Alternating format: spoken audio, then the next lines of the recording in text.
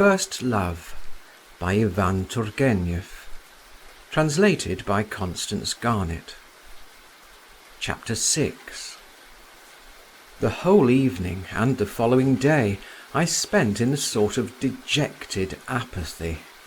I remember I tried to work and took up Keidanov, but the boldly printed lines and pages of the famous textbook passed before my eyes in vain.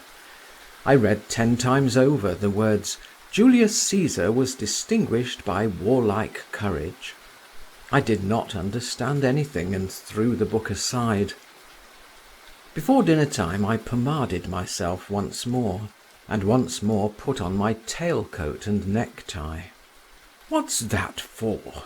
my mother demanded. "You're not a student yet, and God knows whether you'll get through the examination. And you've not long had a new jacket. You can't throw it away." "There will be visitors," I murmured, almost in despair. "What nonsense! Fine visitors indeed." I had to submit. I changed my tailcoat for my jacket, but I did not take off the necktie. The princess and her daughter made their appearance half an hour before dinner time. The old lady had put on, in addition to the green dress with which I was already acquainted, a yellow shawl, and an old-fashioned cap adorned with flame-coloured ribbons. She began talking at once about her money difficulties, sighing, complaining of her poverty, and imploring assistance. But she made herself at home. She took snuff as noisily, and fidgeted and lolled about in her chair as freely as ever. It never seemed to have struck her that she was a princess. Zinaïda, on the other hand, was rigid, almost haughty in her demeanour, every inch a princess. There was a cold immobility and dignity in her face. I should not have recognized it. I should not have known her smiles, her glances, though I thought her exquisite in this new aspect too. She wore a light barège dress with pale blue flowers on it. Her hair fell in long curls down her cheek, in the English fashion. This style went well with the cold expression of her face. My father sat beside her during dinner, and entertained his neighbour with the finished and serene courtesy peculiar to him. He glanced at her from time to time, and she glanced at him, but so strangely, almost with hostility. Their conversation was carried on in French. I was surprised, I remember, at the purity of Zinaïda's accent. The princess, while we were at table, as before, made no ceremony. She ate a great deal, and praised the dishes. My mother was obviously bored by her, and answered her with a sort of weary indifference. My father faintly frowned now and then. My mother did not like Zinaïda either. "A conceited minx," she said next day. "And fancy, what has she to be conceited about, avec sa mine de grisette?" "It's clear you have never seen any grisette," my father observed to her. "Thank God I haven't." "Thank God, to be sure. Only how can you form an opinion of them, then?" To me, Zinaïda had paid no attention whatever. Soon after dinner the princess got up to go.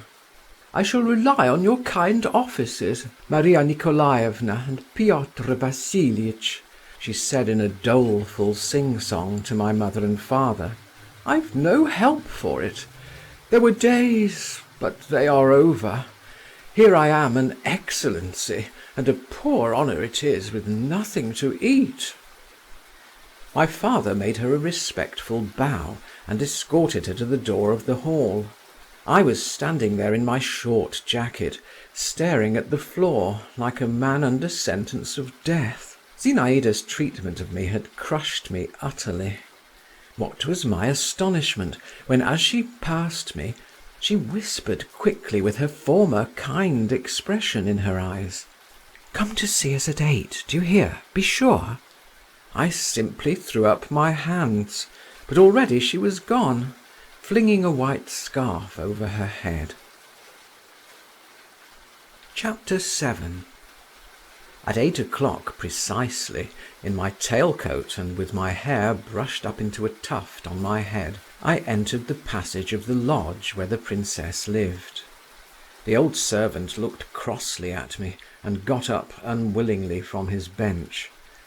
There was a sound of merry voices in the drawing-room. I opened the door and fell back in amazement. In the middle of the room was the young princess, standing on a chair, holding a man's hat in front of her. Round the chair crowded some half a dozen men. They were trying to put their hands into the hat, while she held it above their heads, shaking it violently. On seeing me, she cried, "Stay, stay, another guest! He must have a ticket too!" And leaping lightly down from the chair, she took me by the cuff of my coat. "Come along," she said. "Why are you standing still? Monsieur, let me make you acquainted. This is Monsieur Voldemar, the son of our neighbour. And this," she went on, addressing me, and indicating her guests in turn, "Count Malevsky, Dr. Lushin, Meidanov the poet, the retired Captain Nirmatsky, and Bielozorov the hussar, whom you've seen already. I hope you will be good friends." I was so confused that I did not even bow to anyone. In Dr. Lushin I recognized the dark man who had so mercilessly put me to shame in the garden. The others were unknown to me. "Count," continued Zinaïda, "write Monsieur Voldemar a ticket." "That's not fair," was objected in a slight Polish accent by the Count, a very handsome and fashionably dressed brunette, with expressive brown eyes, a thin little white nose, and delicate little moustaches over a tiny mouth. "This gentleman has not been playing forfeits with us."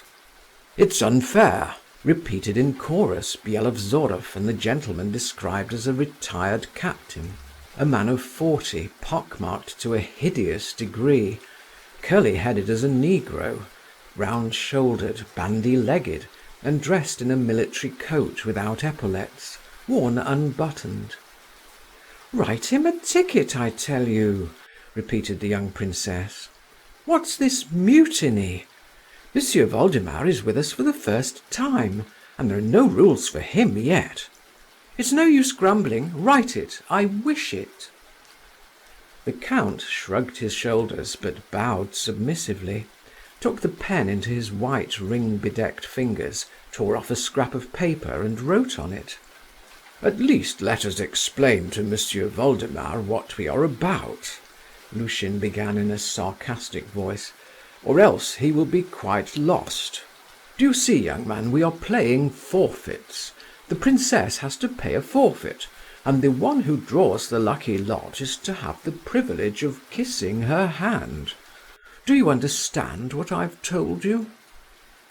I simply stared at him, and continued to stand still in bewilderment, while the young princess jumped up on the chair again, and again began waving the hat. They all stretched up to her, and I went after the rest. "Meidanov," said the princess to a tall young man with a thin face, little dim-sighted eyes, and exceedingly long black hair, "you as a poet ought to be magnanimous, and give up your number to Monsieur Voldemar, so that he may have 2 chances instead of 1. But Meidanov shook his head in refusal, and tossed his hair. After all the others I put my hand into the hat, and unfolded my lot. Heavens! What was my condition when I saw on it the word kiss? "Kiss!" I could not help crying aloud. "Bravo! He has won it!" the princess said quickly. "How glad I am!" She came down from the chair and gave me such a bright, sweet look that my heart bounded. "Are you glad?" she asked me. "Me?" I faltered. "Sell me your lot," Bielozorov growled suddenly in my ear. "I'll give you 100 roubles." I answered the hussar with such an indignant look that Zinaïda clapped her hands, while Lushin cried, "He's a fine fellow!" "But as master of the ceremonies," he went on, "it's my duty to see that all the rules are kept. Monsieur Voldemar, go down on one knee, that is our regulation." Zinaïda stood in front of me, her head a little on one side, as though to get a better look at me. She held out her hand to me with dignity. A mist passed before my eyes. I meant to drop on one knee, sank on both, and pressed my lips to Zinaïda's fingers so awkwardly that I scratched myself a little with the tip of her nail. "Well done!" cried Lushin, and helped me to get up. The game of forfeits went on. Zinaïda sat me down beside her. She invented all sorts of extraordinary forfeits. She had among other things to represent a statue, and she chose as a pedestal the hideous Nirmatsky, told him to bow down in an arch and bend his head down on his breast. The laughter never paused for an instant. For me, a boy constantly brought up in the seclusion of a dignified manor house, all this noise and uproar, this unceremonious, almost riotous gaiety, these relations with unknown persons, were simply intoxicating. My head went round as though from wine. I began laughing and talking louder than the others, so much so that the old princess, who was sitting in the next room with some sort of clerk from the Tversky gate, invited by her for consultation on business, positively came in to look at me. But I felt so happy that I did not mind anything. I didn't care a straw for anyone's jeers or dubious looks. Zinaïda continued to show me a preference, and kept me at her side. In one forfeit I had to sit by her, both hidden under one silk handkerchief. I was to tell her my secret. I remember our two heads being all at once in a warm, half-transparent, fragrant darkness. The soft, close brightness of her eyes in the dark, and the burning breath from her parted lips, and the gleam of her teeth and the ends of her hair tickling me and setting me on fire. I was silent. She smiled slyly and mysteriously, and at last whispered to me, "Well, what is it?" But I merely blushed and laughed, and turned away, catching my breath. We got tired of forfeits. We began to play a game with a string. My God, what were my transports when, for not paying attention, I got a sharp and vigorous slap on my fingers from her, and how I tried afterwards to pretend that I was absent-minded, and she teased me, and would not touch the hands I held out to her. What didn't we do that evening? We played the piano, and sang and danced, and acted a gypsy encampment. Nirmatsky was dressed up as a bear, and made to drink salt water.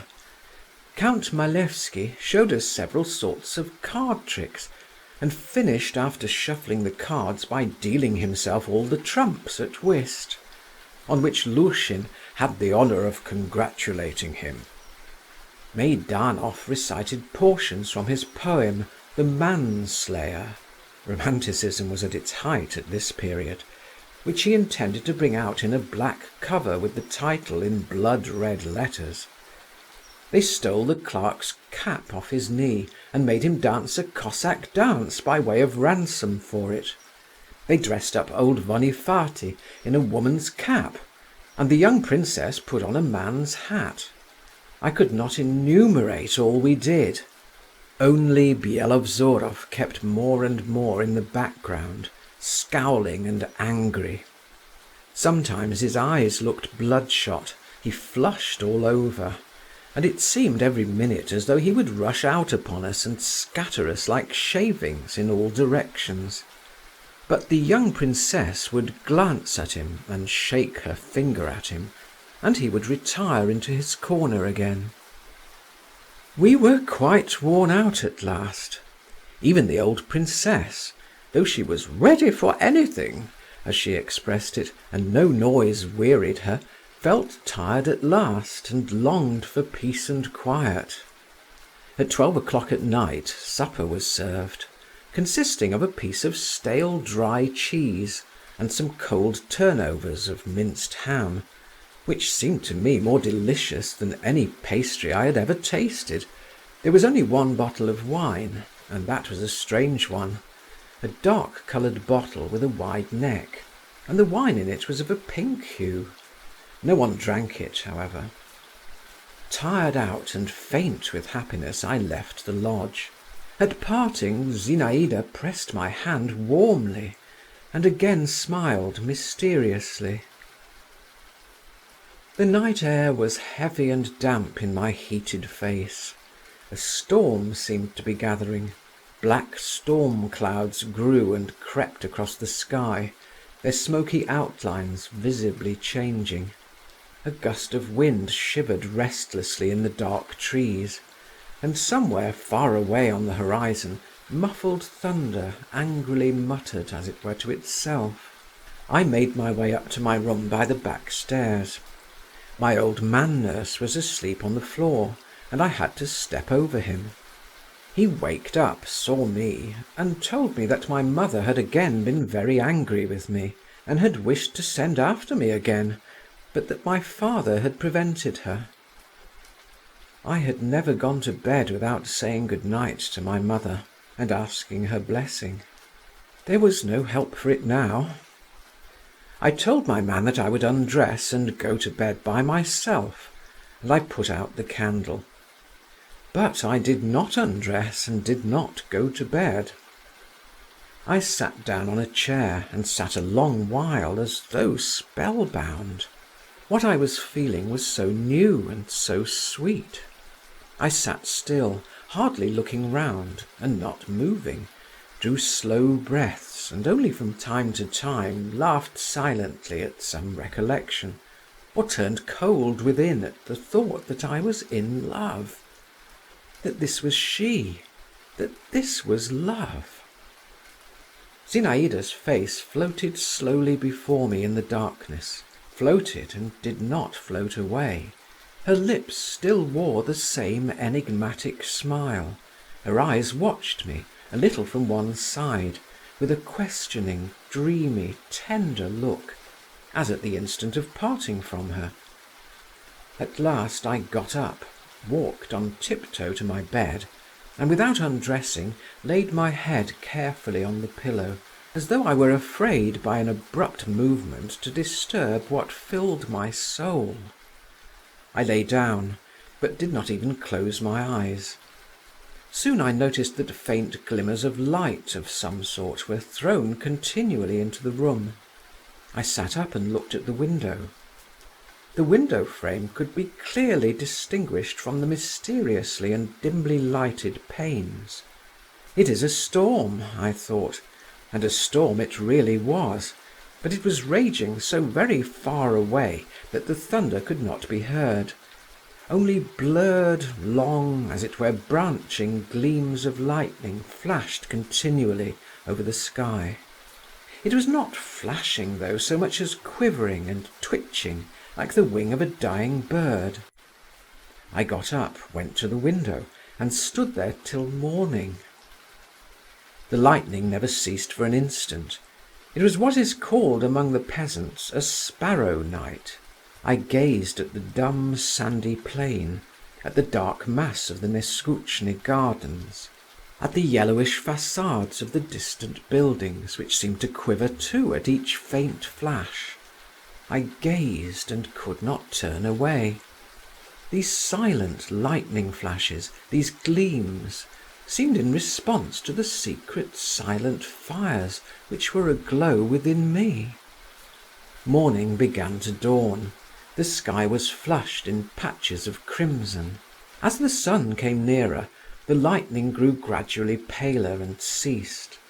The quivering gleams were fewer and fewer, and vanished at last, drowned in the sobering positive light of the coming day. And my lightning flashes vanished too. I felt great weariness and peace. But Zinaïda's image still floated triumphant over my soul. But it too, this image, seemed more tranquil, Like a swan rising out of the reeds of a bog, it stood out from the other unbeautiful figures surrounding it, and as I fell asleep I flung myself before it in farewell, trusting adoration. Oh, sweet emotions, gentle harmony, goodness and peace of the softened heart, melting bliss of the first raptures of love. Where are they? Where are they? Chapter 8. The next morning, when I came down to tea, my mother scolded me. Less severely, however, than I had expected, and made me tell her how I had spent the previous evening. I answered her in few words, omitting many details, and tried to give the most innocent air to everything. "Anyway, they're people who are not comme il faut," my mother commented, "and you've no business to be hanging about there, instead of preparing yourself for the examination and doing your work." As I was well aware that my mother's anxiety about my studies was confined to these few words, I did not feel it necessary to make any rejoinder. But after morning tea was over, my father took me by the arm, and turning into the garden with me, forced me to tell him all I had seen at the Zasyekins'. A curious influence my father had over me, and curious were the relations existing between us. He took hardly any interest in my education, but he never hurt my feelings. He respected my freedom. He treated me, if I may so express it, with courtesy. Only he never let me be really close to him. I loved him, I admired him. He was my ideal of a man. And heavens, how passionately devoted I should have been to him if I had not been continually conscious of his holding me off. But when he liked, he could almost instantaneously, by a single word, a single gesture, call forth an unbounded confidence in him. My soul expanded, I chattered away to him as to a wise friend, a kindly teacher. Then he as suddenly got rid of me, and again he was keeping me off, gently and affectionately, but still he kept me off. Sometimes he was in high spirits, and then he was ready to romp and frolic with me like a boy. He was fond of vigorous physical exercise of every sort. Once, it never happened a second time, he caressed me with such tenderness that I almost shed tears. But high spirits and tenderness alike vanished completely, and what had passed between us gave me nothing to build on for the future. It was as though I had dreamed it all. Sometimes I would scrutinize his clever, handsome, bright face. My heart would throb, and my whole being yearn to him. He would seem to feel what was going on within me, would give me a passing pat on the cheek and go away, or take up some work, or suddenly freeze all over as only he knew how to freeze, and I shrank into myself at once and turned cold too. His rare fits of friendliness to me were never called forth by my silent but intelligible entreaties. They always occurred unexpectedly. Thinking over my father's character later, I have come to the conclusion that he had no thoughts to spare for me and for family life. His heart was in other things, and found complete satisfaction elsewhere. Take for yourself what you can, and don't be ruled by others. To belong to oneself, the whole savour of life lies in that, he said to me one day. Another time I, as a young democrat, fell to airing my views on liberty. He was kind, as I used to call it that day, and at such times I could talk to him as I liked. "Liberty," he repeated. "And do you know what can give a man liberty?" "What?" "Will, his own will, and it gives power, which is better than liberty. Know how to will, and you will be free, and will lead. My father before all, and above all, desired to live. And lived. Perhaps he had a presentiment that he would not have long to enjoy the savour of life. He died at 42. I described my evening at the Zasyekins' minutely to my father. Half attentively, half carelessly, he listened to me, sitting on a garden seat, drawing in the sand with his cane. Now and then he laughed, shot bright, droll glances at me, and spurred me on with short questions and assents. At first I could not bring myself even to utter the name of Zinaïda. But I could not restrain myself long, and began singing her praises. My father still laughed. Then he grew thoughtful, stretched and got up. I remembered that as he came out of the house, he had ordered his horse to be saddled. He was a splendid horseman, and long before Rarey had the secret of breaking in the most vicious horses. "Shall I come with you, father?" I asked. "No," he answered, and his face resumed its ordinary expression of friendly indifference. "Go alone if you like, and tell the coachman I'm not going." He turned his back on me and walked rapidly away. I looked after him. He disappeared through the gates. I saw his hat moving along beside the fence. He went into the Zasyekins'. He stayed there not more than an hour, but then departed at once for the town, and did not return home till evening. After dinner I went myself to the Zasyekins'. In the drawing-room I found only the old princess. On seeing me she scratched her head under her cap with a knitting needle, and suddenly asked me, could I copy a petition for her? "With pleasure," I replied, sitting down on the edge of a chair. "Only mind and make the letters bigger," observed the princess, handing me a dirty sheet of paper. "And couldn't you do it today, my good sir?" "Certainly, I will copy it today." The door of the next room was just opened, and in the crack I saw the face of Zinaïda, pale and pensive, her hair flung carelessly back. She stared at me with big chilly eyes, and softly closed the door. "Zina! Zina!" called the old lady. Zinaïda made no response. I took home the old lady's petition and spent the whole evening over it. Chapter 9. My passion dated from that day.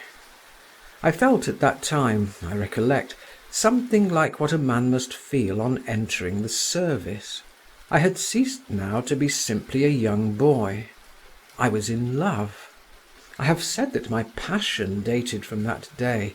I might have added that my sufferings too dated from the same day. Away from Zinaïda I pined. Nothing was to my mind. Everything went wrong with me. I spent whole days thinking intensely about her. I pined when away, but in her presence I was no better off. I was jealous. I was conscious of my insignificance. I was stupidly sulky or stupidly abject, and all the same an invincible force drew me to her, and I could not help a shudder of delight whenever I stepped through the doorway of her room. Zinaïda guessed at once that I was in love with her, and indeed I never even thought of concealing it. She amused herself with my passion, made a fool of me, petted and tormented me. There is a sweetness in being the sole source, the autocratic and irresponsible cause of the greatest joy and profoundest pain to another, and I was like wax in Zinaïda's hands. Though indeed I was not the only one in love with her. All the men who visited the house were crazy over her, and she kept them all in leading strings at her feet. It amused her to arouse their hopes and then their fears, to turn them round her finger. She used to call it knocking their heads together, while they never dreamed of offering resistance and eagerly submitted to her. About her whole being, so full of life and beauty, there was a peculiarly bewitching mixture of slyness and carelessness, of artificiality and simplicity, of composure and frolicsomeness. About everything she did or said, about every action of hers, there clung a delicate, fine charm, in which an individual power was manifest at work. And her face was ever changing, working too. It expressed, almost at the same time, irony, dreaminess, and passion. Various emotions, delicate and quick-changing as the shadows of clouds on a sunny day of wind, chased one another continually over her lips and eyes. Each of her adorers was necessary to her. Byelovzorov, whom she sometimes called "my wild beast," and sometimes simply "mine," would gladly have flung himself into the fire for her sake. With little confidence in his intellectual abilities and other qualities, he was forever offering her marriage, hinting that the others were merely hanging about with no serious intention. Meidanov responded to the poetic fibres of her nature.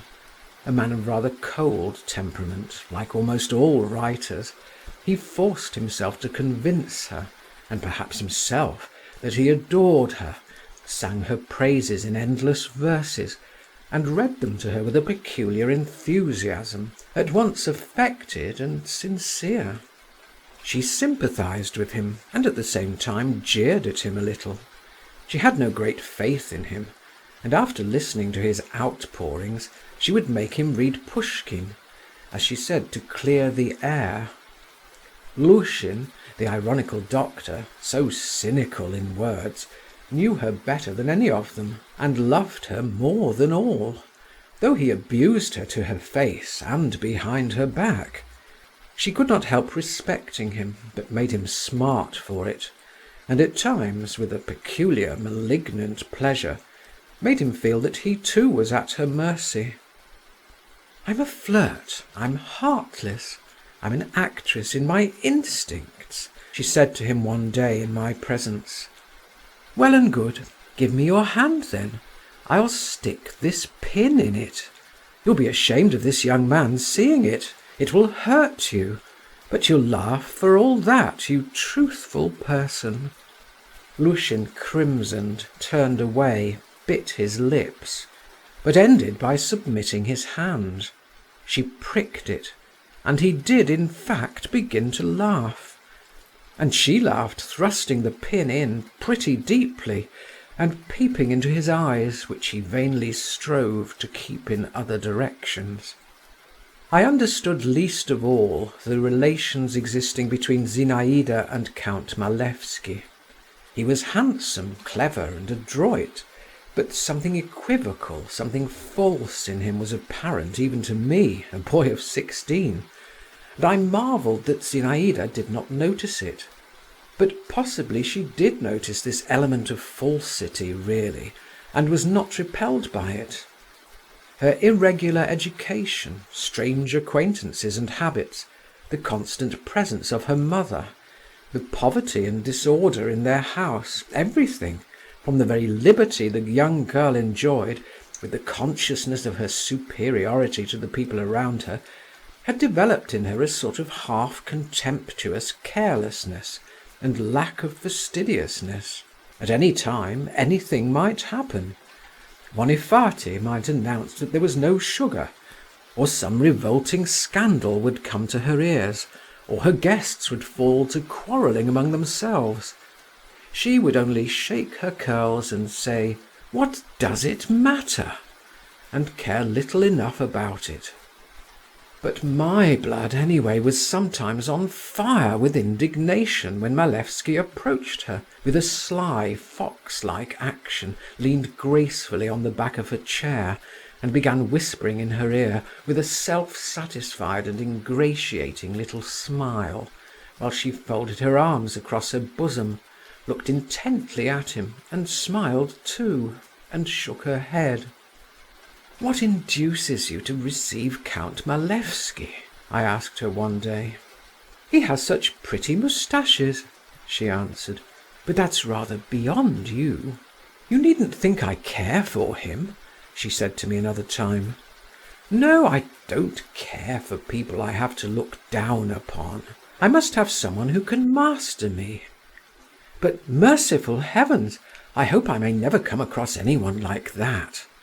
I don't want to be caught in anyone's claws, not for anything. You'll never be in love then. And you, don't I love you?" she said, and she flicked me on the nose with the tip of her glove. Yes, Zinaïda amused herself hugely at my expense. For 3 weeks I saw her every day. And what she didn't do with me! She rarely came to see us, and I was not sorry for it. In our house she was transformed into a young lady, a young princess, and I was a little overawed by her. I was afraid of betraying myself before my mother. She had taken a great dislike to Zinaïda and kept a hostile eye upon us. My father I was not so much afraid of. He seemed not to notice me. He talked little to her, but always with special cleverness and significance. I gave up working and reading. I even gave up walking about the neighbourhood and riding my horse. Like a beetle tied by the leg, I moved continually round and round my beloved little lodge. I would gladly have stopped there altogether, it seemed, but that was impossible. My mother scolded me, and sometimes Zinaïda herself drove me away.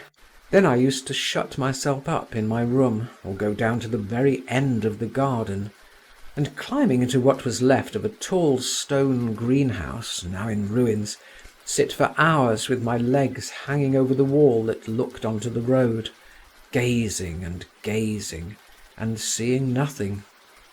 White butterflies flitted lazily by me over the dusty nettles. A saucy sparrow settled not far off on the half-crumbling red brickwork and twittered irritably, incessantly twisting and turning and preening his tail feathers. The still mistrustful rooks cawed now and then, sitting high up on the bare top of a birch-tree. The sun and wind played softly on its pliant branches. The tinkle of the bells of the Don monastery floated across to me from time to time, peaceful and dreary, while I sat, gazed, listened, and was filled full of a nameless sensation in which all was contained. Sadness and joy and the foretaste of the future, and the desire and dread of life.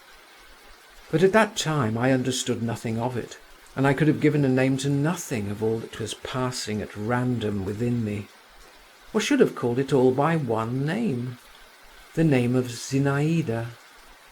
Zinaïda continued to play cat and mouse with me. She flirted with me, and I was all agitation and rapture. Then she would suddenly thrust me away, and I dared not go near her, dared not look at her. I remember she was very cold to me for several days together. I was completely crushed, and creeping timidly to their lodge, tried to keep close to the old princess, regardless of the circumstance that she was particularly scolding and grumbling just at that time. Her financial affairs had been going badly, and she had already had 2 explanations with the police officials. One day I was walking in the garden beside the familiar fence, and I caught sight of Zinaïda. Leaning on both arms, she was sitting on the grass, not stirring a muscle. I was about to make off cautiously, but she suddenly raised her head and beckoned me imperiously. My heart failed me. I did not understand her at first. She repeated her signal. I promptly jumped over the fence and ran joyfully up to her, but she brought me to a halt with a look and motioned me to the path 2 paces from her. In confusion, not knowing what to do, I fell on my knees at the edge of the path. She was so pale.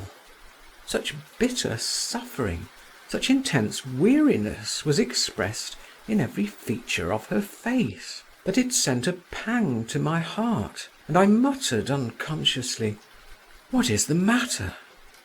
Zinaïda stretched out her head, picked a blade of grass, bit it, and flung it away from her.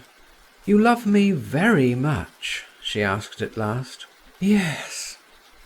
I made no answer. Indeed, what need was there to answer?